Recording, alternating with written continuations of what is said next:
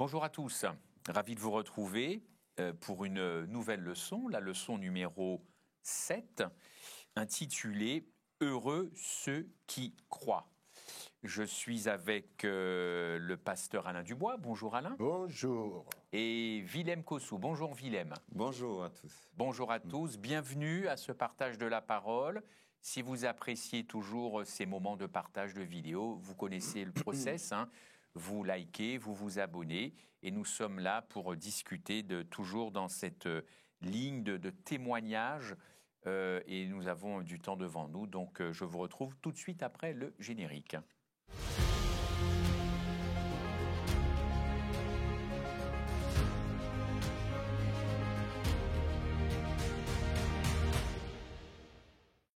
Eh bien, nous voici à nouveau, et je vais demander tout simplement donc à Willem de bien vouloir commencer par la prière. Eh bien, Seigneur Dieu, nous sommes heureux d'être ici en ta présence et nous voulons que tu nous garantisses de la présence de ton Esprit Saint afin que nous puissions vraiment vivre ce moment comme un témoignage puissant de ta présence dans nos vies et que ceux qui nous écoutent, ceux qui partagent ce moment avec nous, puissent eux aussi en bénéficier. Au nom de Jésus. Amen. Amen. Merci Willem. Alors pour cette semaine, leçon numéro 7, Heureux ceux qui croient, nous allons parler quand même de personnages importants, n'est-ce pas? Abraham, Marie, Pilate, on n'oublie pas que tu es samaritain, Willem.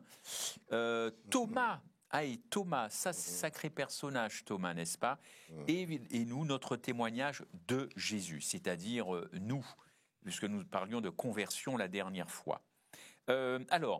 J'en viens tout de suite à Abraham avec un premier verset, Jean 8, verset 56, avant de parler de Thomas, Jean 8, 56. Est-ce que quelqu'un veut bien le lire? Willem, si tu veux bien. Oui. Abraham, votre père, a tressailli de joie de ce qu'il verrait mon jour. Il l'a vu et il s'est réjoui. Et il s'est réjoui. En effet. Abraham, votre père, a été transporté d'allégresse à la perspective de voir mon jour. Et les chefs juifs ont répondu, mais tu n'as même pas encore 50 ans et tu nous parles d'Abraham. Évidemment, il y a un anachronisme. Alors, il est question cette semaine, encore une fois, de témoignage. Il y a Abraham et ce personnage, le père des croyants, évidemment, central, dont Jésus a parlé de son vivant.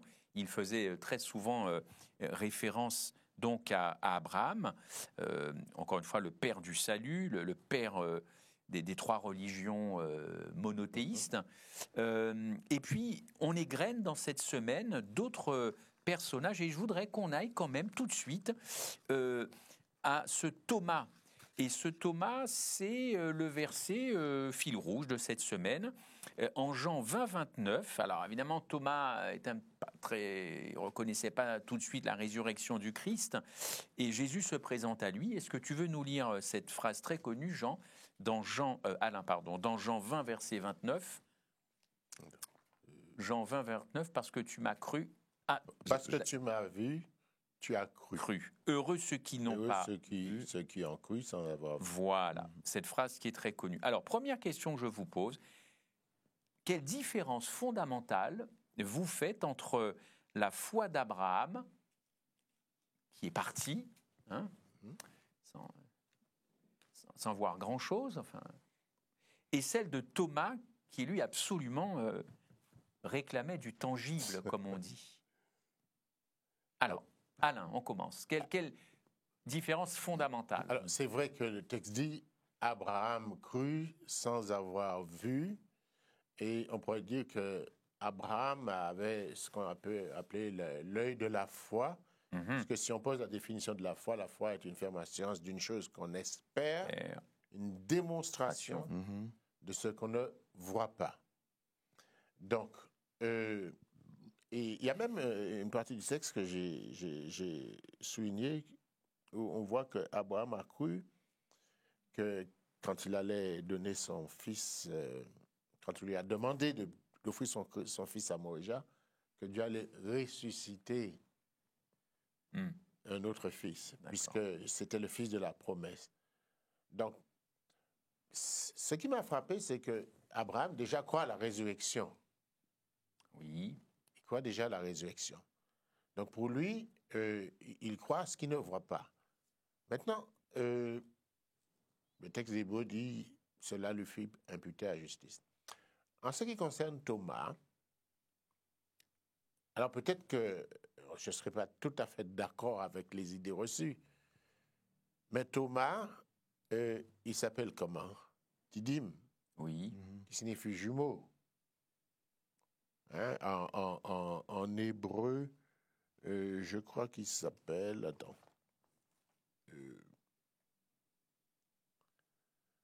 Thomas, Didyme, et en grec, le jumeau. Le fait que ça me parle, le fait qu'il s'appelle le jumeau, parce que je suis en train de penser que Thomas, c'est un peu chacun d'entre nous. Un Nous double sommes- alors. Oui, nous sommes le jumeau de Thomas. C'est-à-dire Thomas, comme nous, doute. Et nous sommes enclins à douter. Il n'y a pas, à mon avis, d'humain qui ne doute pas. Mais quel doute? Quel doute? Quelle est la nature de ce doute? Si ce doute, c'est pour me pousser dans mes retranchements, me pousser à aller voir par moi-même, à vérifier les choses, à ne pas adhérer à tous ceux qui ont dit sans D'accord. Donc, l'avoir éprouvé. J'ai le droit d'avoir un doute scientifique sur ma méthode, sur ma façon de faire. Parce que je ne crois pas que la foi soit seulement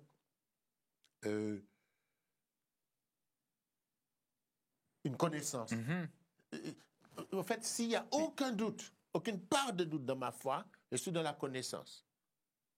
La foi, c'est toujours une part de doute, d'incertitude mais alors, et de mais oui, mais alors, certitude. alors Willem, je te donne la parole et après je reviens un Oui. petit peu. Oui. Alors, Euh, Abraham, Thomas, Abraham.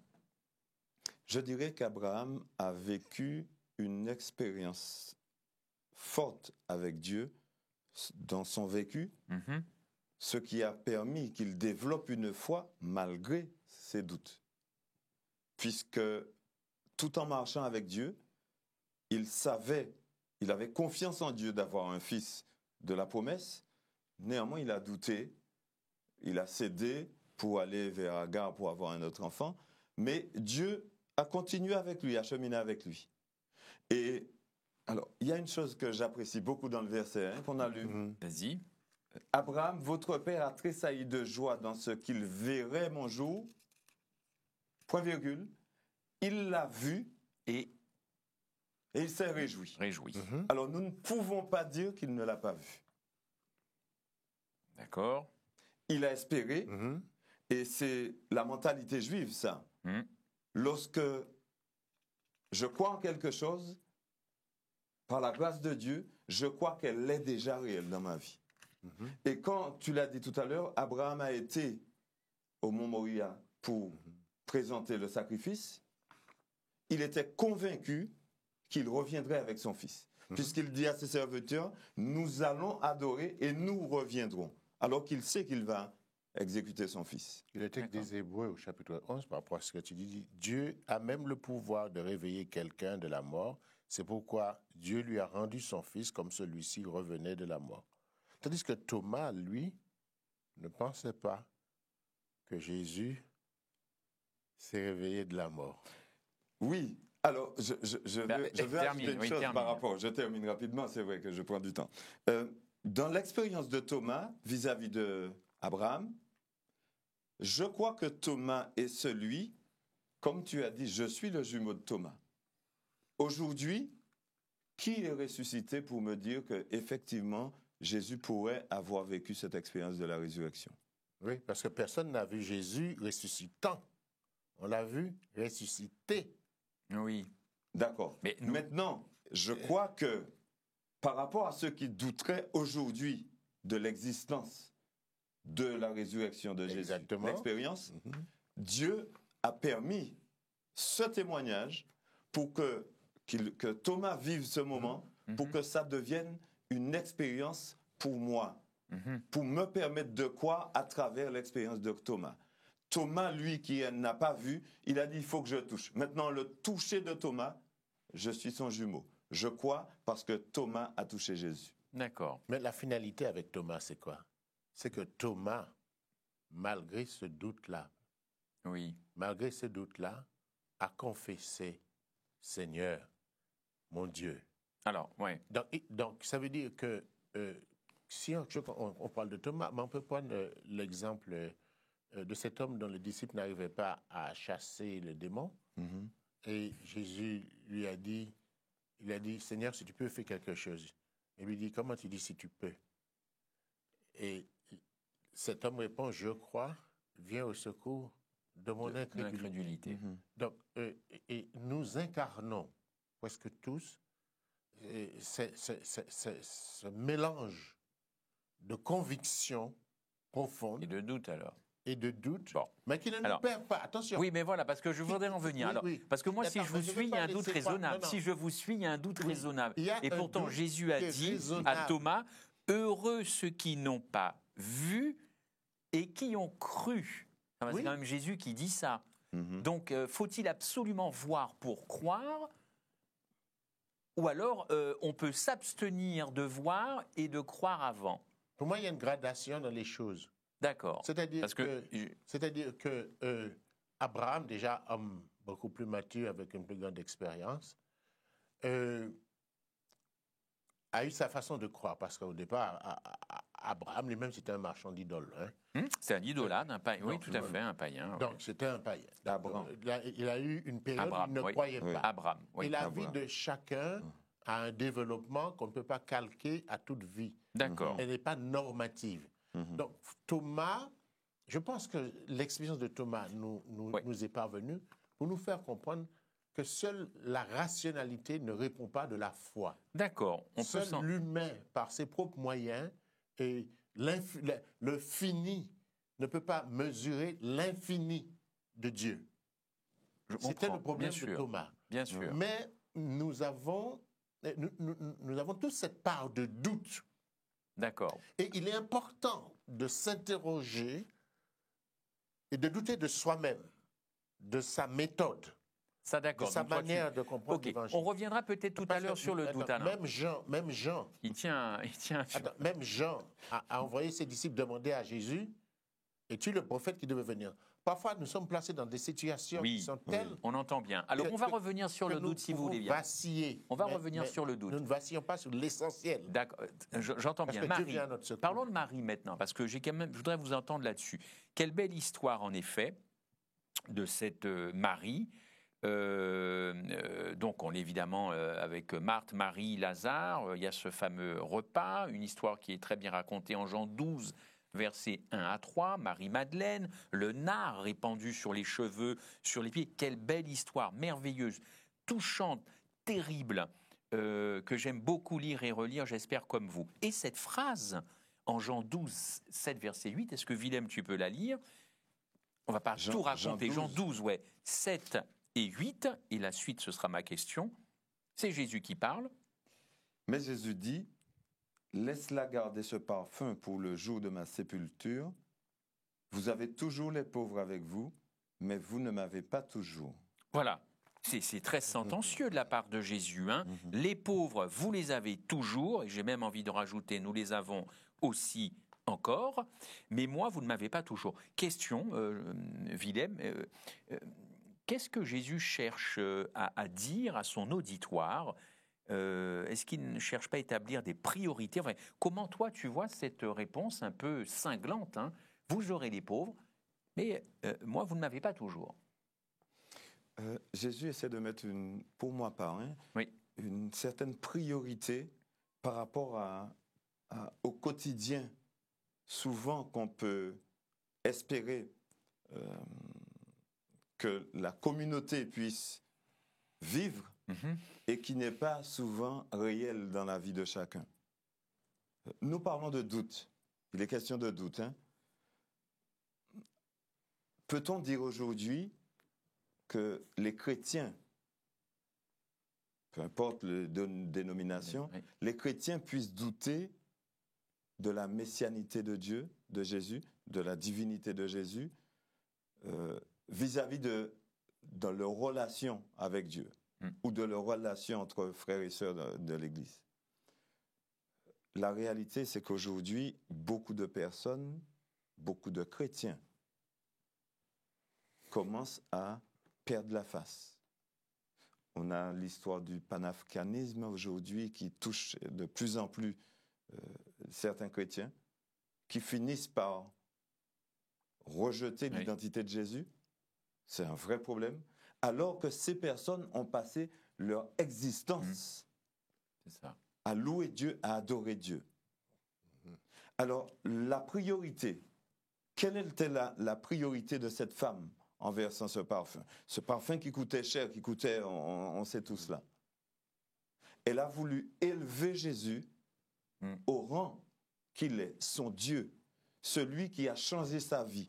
Autrement dit, nous parlons de témoignage, Jésus a changé son existence. Tout à fait. Et ça, personne ne peut l'ôter de sa vie. Et Jésus trouve nécessaire d'élever ce témoignage. Tout à fait. Parce que beaucoup pourraient lire, étudier, suivre d'autres et parler de Jésus.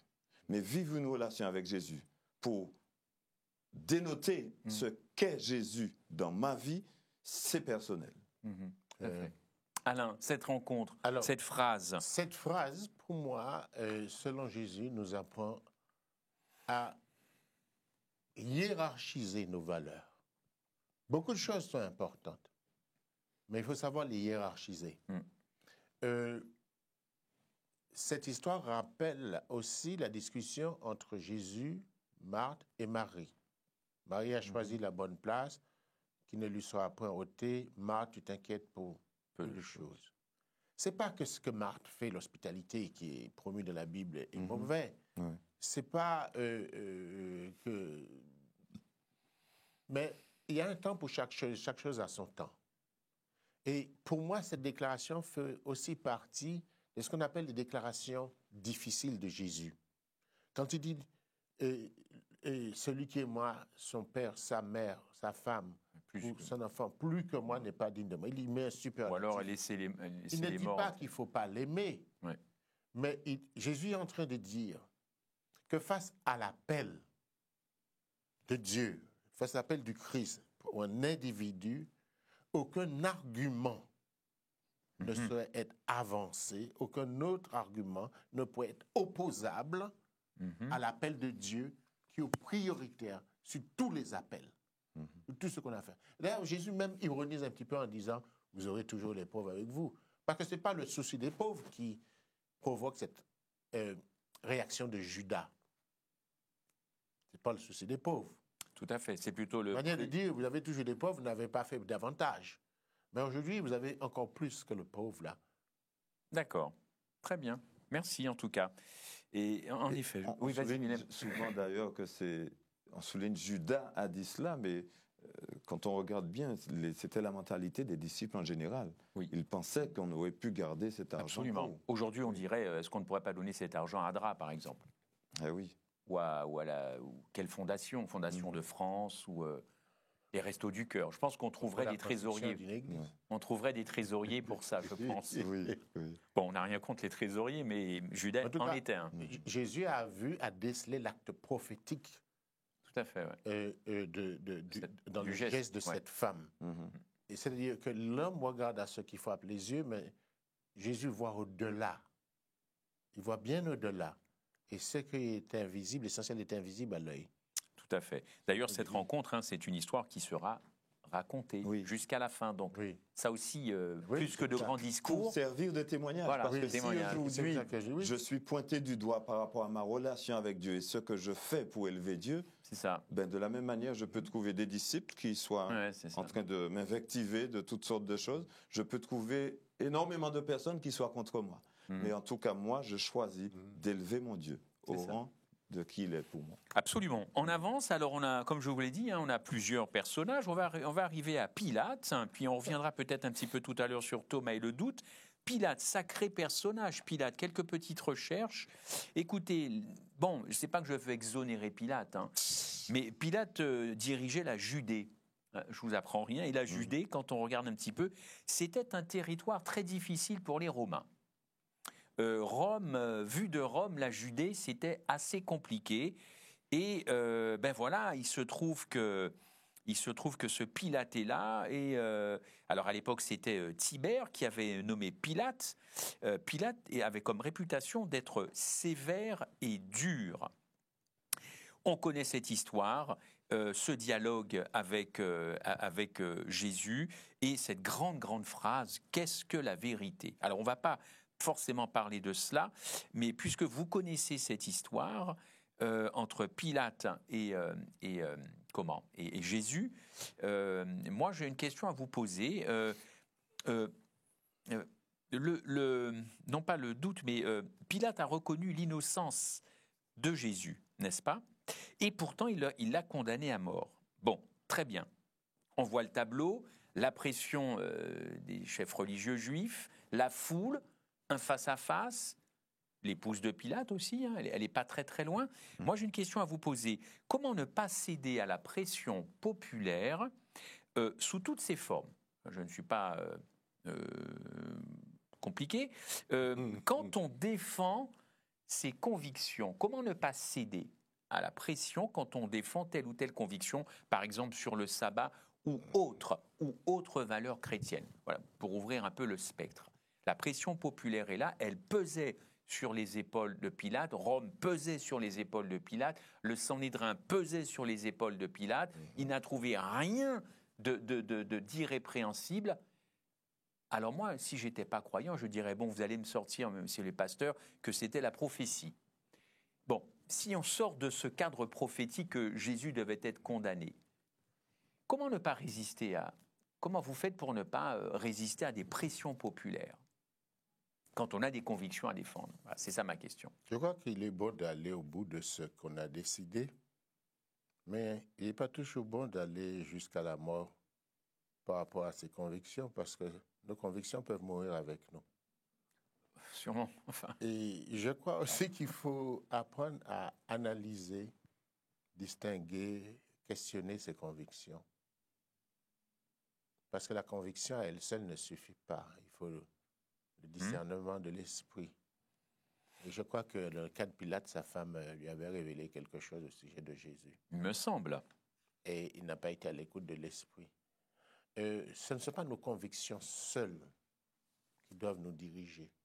Parce que nos convictions peuvent nous tromper. La conviction sans l'esprit humain peut nous rendre fanatiques. Les Juifs avaient bonne conscience en faisant mourir Jésus, en disant qu'avec les Romains, ils seraient tranquilles. L'apôtre Paul avait bonne conviction quand il persécutait les chrétiens. Et pourtant, c'était un croyant. L'apôtre Paul n'était pas un athée. C'était un croyant qui persécutait les chrétiens. C'est la conviction. Donc, nos convictions doivent être, je dirais, examinées. On doit vérifier leur pertinence avant d'agir. Et maintenant, bibliquement, si j'examine les choses à l'aune de la parole de Dieu, je dirais qu'il faut reconnaître les autorités, il faut reconnaître les pouvoirs que Dieu met en place. Puisque la Bible dit même que Dieu les a mis en place. Mais la Bible fait une distinction en disant qu'il faut obéir à Dieu plutôt qu'aux hommes. Lorsque ce qui est demandé par l'autorité m'entraîne à enfreindre des engagements de conscience et qui sont contraires à la parole de Dieu. Et à ce moment-là, je dois pouvoir faire un choix, mais toujours à l'aune de la parole de Dieu et de l'Esprit Saint. Conviction, oui, mais conviction éclairée. Par le Saint-Esprit et attesté à l'aune de la parole de Dieu. Willem, la pression, comment résister? Alors, je vais prendre le cas de Pilate, déjà pour exprimer ma pensée. Pilate est romain, est gouverneur romain, et Pilate, enfin, on lit les écrits disent que Pilate avait déjà un doute vis-à-vis des dirigeants du peuple juif, parce qu'il a déjà été piégé plusieurs fois et même il savait qu'il était en difficulté vis-à-vis de Rome par rapport à ça. Oui. Donc, de sa question, quelle est la vérité? Parce il est en plein doute et il cherche à asseoir une conviction, mais il n'a pas trop d'éléments de Jésus pour cela. Néanmoins, Jésus lui permet de voir ce qu'il a à voir et de se motiver lui-même. Jésus lui offre l'opportunité, mais Jésus ne prend pas la décision pour lui. Je crois que Jean a voulu souligner différents types de témoignages. Des chrétiens, des juifs, des païens, et maintenant il parle de gouverneurs romains pour montrer que, en fait, le témoignage est un peu visible un peu partout. Qu'est-ce qui peut amener ma conviction à ne pas fléchir? C'est qu'il faut que je nourrisse cette conviction à la souche, que ça ait la source, et que je vive une relation d'amour avec celui. Quand je suis convaincu et je suis heureux dans ma conviction, il n'y a rien qui peut me déstabiliser. D'accord. Je ne sais pas, quelqu'un vient, vous êtes en couple, quelqu'un vous dit qu'il a vu votre épouse en train de s'enlacer avec quelqu'un sur le parking, etc. Ça peut vous déstabiliser. Ou pas. Merci. Ouais. Parce que si vous connaissez votre femme, tout à fait, peu importe ce qui est arrivé, vous êtes convaincu de votre relation avec votre femme. Alain? Alors, c'est pour ça que je dis que nos convictions peuvent être ébranlées. Parce que les convictions de Jean étaient ébranlées parce qu'il était en prison. C'est-à-dire, les pressions extérieures, l'histoire, les événements peuvent nous mettre dans une situation où parfois, oui, nous pouvons douter. Mais quand c'est comme ça, qu'est-ce qu'il faut faire? Eh bien, Jean envoie ses disciples vers Jésus. Et pour moi, quand j'ai des doutes, je dois retourner vers la Bible. Je dois retourner vers l'esprit de prophétie. Je dois analyser les choses dans la prière.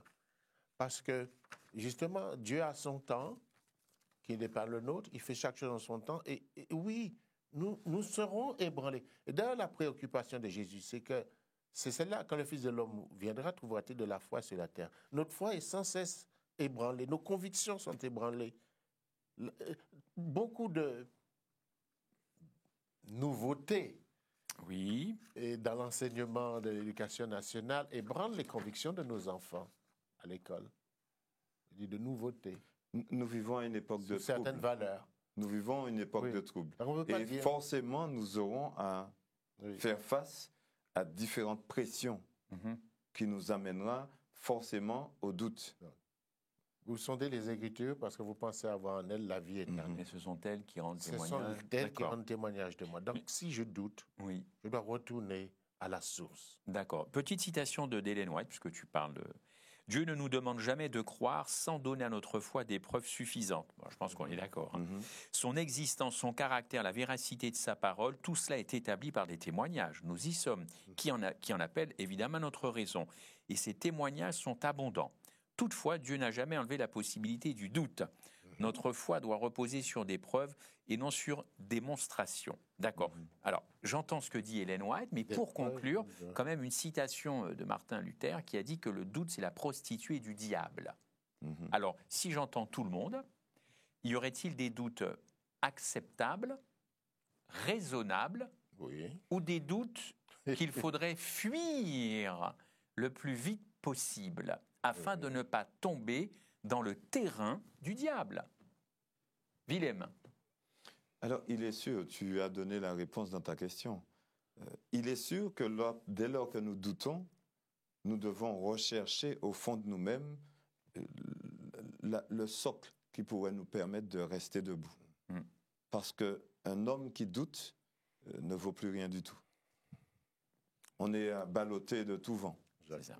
Voilà. Donc, on a besoin, quel que soit, on a besoin d'asseoir nos convictions. Donc, il est essentiel de revenir à notre Dieu et d'échanger avec lui.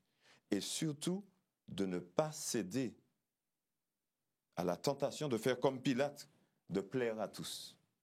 Parce que nous avons une certaine éthique, donc nous voulons garder la face devant les autres. Mais au fond de nous-mêmes, nous avons déjà perdu pied.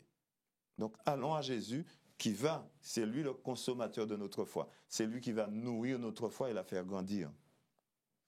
En effet, Alain, sur ce... Je vais conclure. Je ne sais pas si on est... Oui, vas-y, je t'en prie. Avec cette déclaration de Mme White dans le livre Éducation, la page 675. Ce dont le monde a besoin, c'est d'hommes. Non Oui, pas d'hommes oui. qu'on achète, qui se Se vendent, vendent. Ouais, c'est mais une d'hommes belle citation. profondément loyaux, intègres, des hommes qui ne craignent pas d'appeler le péché par son nom, Non.